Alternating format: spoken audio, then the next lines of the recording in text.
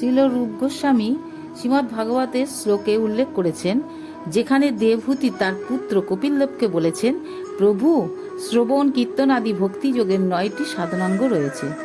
যদি কেউ আপনার লীলা শ্রবণ, যশ কীর্তন, বন্ধন, ভক্তি ভরে আপনাকে প্রণাম, আপনাকে স্মরণ আদি নববিধা ভক্তির যে কোনো একটি অঙ্গ অনুশীলন করেন, তাহলে তিনি তৎক্ষণাৎ যজ্ঞ অনুষ্ঠান করার যোগ্যতা অর্জন করেন। তিনি যদি চণ্ডালকুলেও জন্মগ্রহণ করে থাকেন, তবুও ভক্তিযোগের প্রভাবে তিনি সর্বতভাবে পবিত্র হতে পারেন। অর্থাৎ যিনি পূর্ণরূপে কৃষ্ণ ভাবনায় ভাবিত হয়ে যথার্থ ভক্তি অনুশীলনে তৎপর হয়েছেন, তিনি সর্বতভাবে কলুষ মুক্ত না হয়ে পারেন না। কৃষ্ণ ভাবনা বা ভগবত ভক্তি পরায়ণ পুরুষ অবশ্যই সব রকম পাপকর্ম থেকে সম্পূর্ণভাবে মুক্ত হয়েছেন। বস্তুত ভক্তিযোগের সমস্ত পাপ ভস্মীভূত হওয়ার শক্তি রয়েছে, কিন্তু তা সত্ত্বেও ভক্ত নিরন্তর সচেতন থাকেন যাতে তার আর কোনো পাপ না হয়। এটিই হচ্ছে ভক্তের বৈশিষ্ট্য।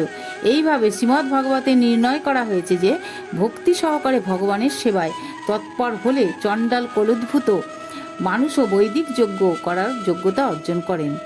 এই নির্দেশ থেকে বোঝা যায় যে চণ্ডাল কুলোদ্ভূত মানুষের সাধারণত যজ্ঞ করার অধিকার থাকে না।